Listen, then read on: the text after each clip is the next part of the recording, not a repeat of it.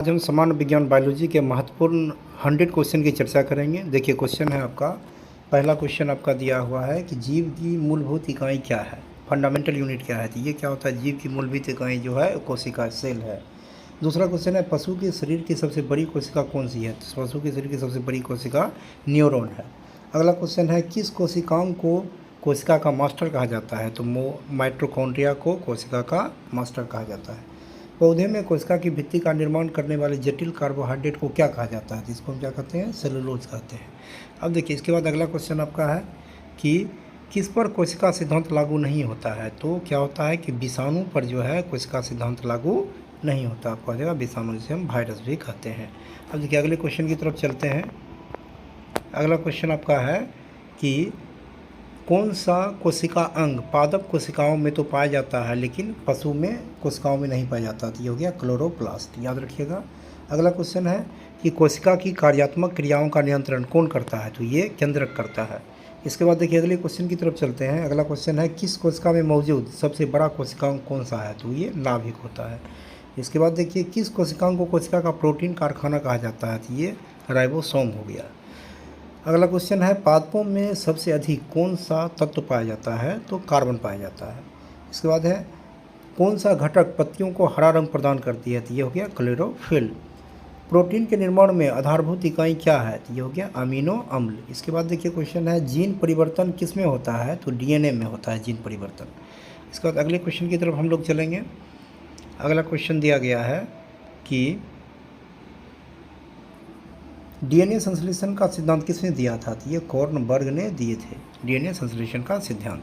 इसके बाद देखिए अगले क्वेश्चन की तरफ चलेंगे हम लोग। पादपों में सबसे अधिक मात्रा में कौन सा तत्व पाया जाता है। तो ये क्या हो गया, कार्बन पाया जाता है। इसके बाद देखिए आरएनए का मुख्य कार्य क्या है। तो ये है प्रोटीन संश्लेषण में सहायता करना। अगला क्वेश्चन है अनुवांशिकी उत्परिवर्तन किस में होता है। तो ये हो गया क्रोमोसोम्स में होता है। राइबोसोमस का कार्य क्या है। तो ये हो गया प्रोटीन संश्लेषण है इसका कार्य।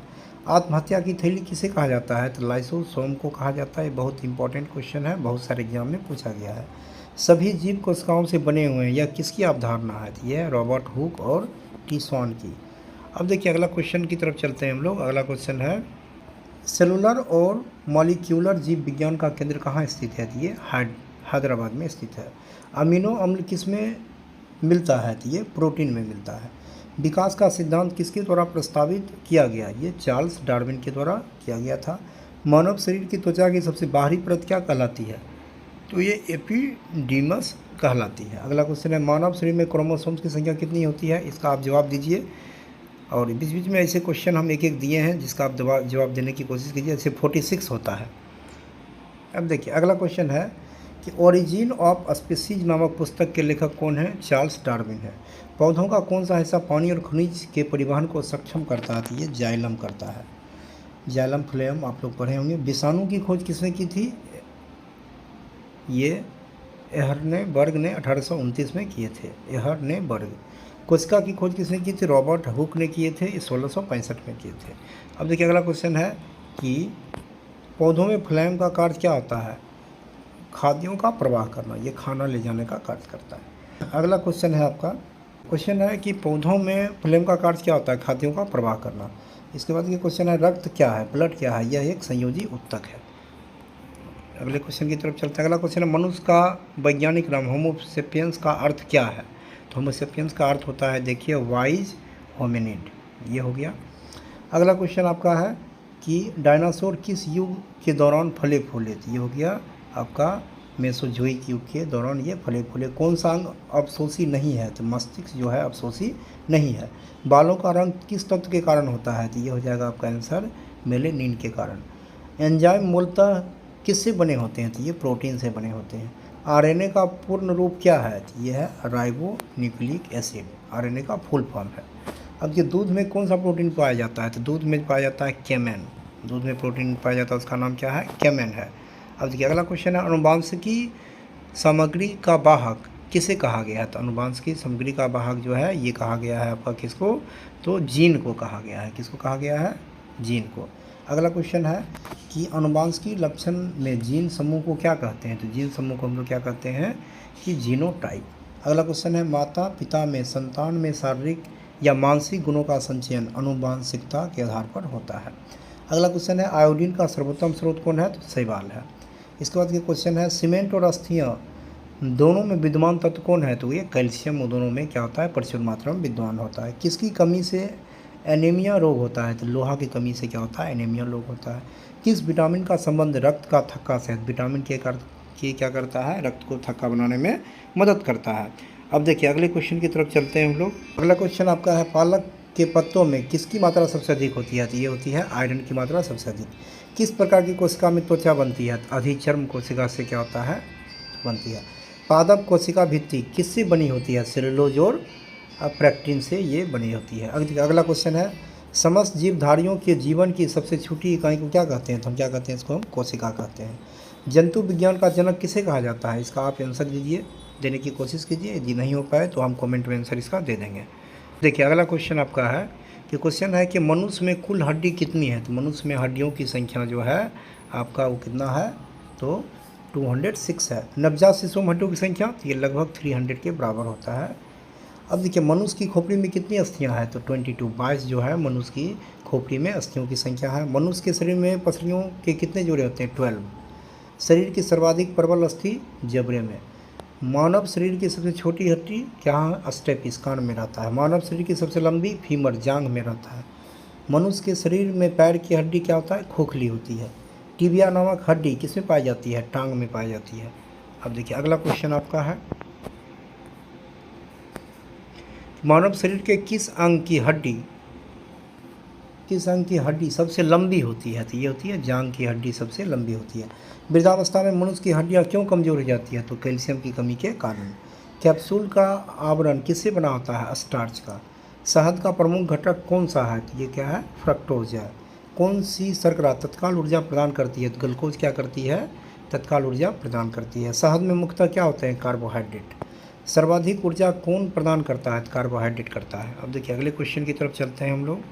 अगला क्वेश्चन आपका है, क्वेश्चन है टाइफाइड में कौन सा अंग प्रभावित होता है, आंत। न्यूमोनिया रोग मानव शरीर के किस अंग को ग्रसित करता है, फेफड़ा को करता है। मानव शरीर में वसा कहाँ जमा होती है, वसा ऊतक में। एथलीट को किससे जल्दी ऊर्जा मिलती है, कार्बोहाइड्रेट से। लंबे समय तक कठोर शारीरिक कार्य के पश्चात मांसपेशियों में थकान अनुभव होने का कारण क्या होता है, ग्लूकोज का अपक्षय। एंजाइम मूल रूप से क्या है, तो ये प्रोटीन है।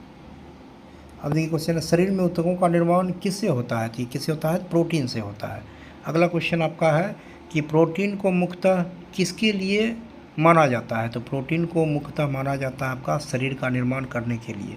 इसके बाद देखिए अगला क्वेश्चन आपका है सर्वाधिक प्रोटीन किस में पाया जाता है, तो इसका भी आप उत्तर देने की कोशिश कीजिए। यदि नहीं दे पाए तो हम कमेंट में इसका उत्तर दे देंगे।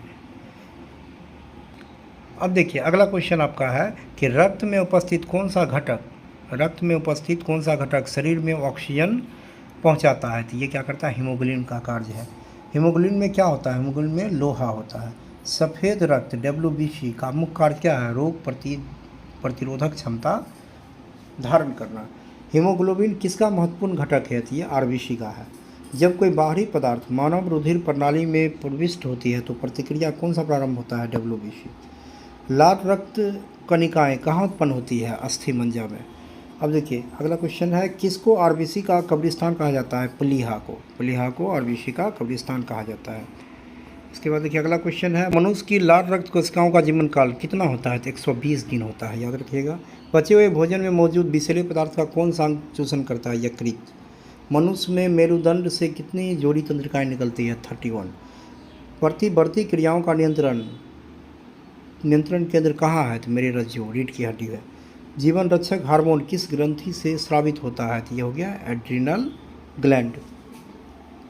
मनुष्य के शरीर की सबसे छोटी ग्रंथि ये आपका हो गया पिट्यूटरी। स्तनधारी किस में यूरिया बनाते हैं, यकृत, लिवर में। अब देखिए अगला क्वेश्चन आपका है कि मानव शरीर में सबसे छोटी अंतःस्रावी ग्रंथि कौन सी है, तो ये हो गया पिनियल ग्रंथि है। अगला क्वेश्चन है मूत्र का पीला रंग किसकी मौजूदगी के कारण होता है, तो मूत्र का पीला रंग जो होता है वो आपका यूरोक्रोम के कारण इसका पीला रंग होता है। अगले क्वेश्चन की तरफ चलेंगे हम। अगला क्वेश्चन है कि गुर्दे का कार्यात्मक यूनिट क्या है, तो ये नेफ्रॉन है। मानव शरीर के सबसे बड़ी ग्रंथि यकृत। मानव शरीर के भीतर खून किसकी उपस्थिति के कारण नहीं जमता है, तो ये हेपेरिन के कारण नहीं। रुधिर के प्लाज्मा में किसके द्वारा एंटीबॉडी निर्मित होती है? तो ये हो जाएगा लिम्फोसाइट। स्वेदन किसके लिए महत्वपूर्ण है? शरीर के तापमान को विनियंत्रित करने से के लिए। आयोडीन युक्त हार्मोन पदार्थ कौन सा है? तो ये आपका हो जाएगा थायरोक्सिन। अगला क्वेश्चन आपका है, आयोडीन युक्त हार्मोन पदार्थ कौन है? थायरोक्सिन है। मानव के श्वेत रंग कणों का व्यास होता है 0.007 mm होता है। अपोहन का प्रयोग किस क्रिया को पूरा करने के लिए होता है? तो यही हो जाएगा आपका वृक्क हो जाएगा। मानव शरीर की किस ग्रंथि को मास्टर ग्रंथि कहा जाता है? इसका आप उत्तर दीजिए। यदि वीडियो अच्छा लगा हो तो वीडियो को लाइक शेयर एवं चैनल को सब्सक्राइब जरूर करें। धन्यवाद।